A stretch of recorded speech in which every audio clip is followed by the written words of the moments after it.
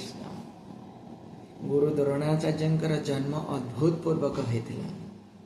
केमतिका एक समय महर्षि भारद्वाज ऋषि गंगार स्नान करुले। से समय एक जन अप्सरंकर दर्शन है। नाम थिला घृताची नामक अप्सरा। फल भारद्वाज ऋषिंकर बीर्य स्खलित होता। से बीर्य को भारद्वाज ऋषि गोटे पात्र रखिले। से पात्र रखा फल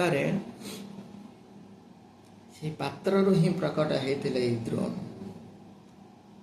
परवर्ती समय द्रोण वृद्धि होगा लगिले।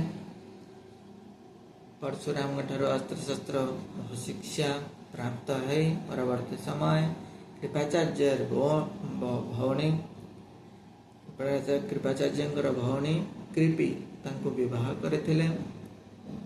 तांकर पुत्र अस्वस्थमा होते। परवर्ती समय रे से आचार्य कि भाव हेले ना भीष्मदेव पितामह भीष्मदेव तांको नियुक्ति करथिले।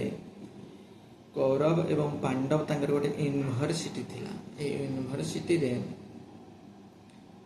ए द्रोणाचार्य सेतरे नियुक्त हेतिले। सेतिपे सी हेले गुरु द्रोणाचार्य। हरे कृष्ण।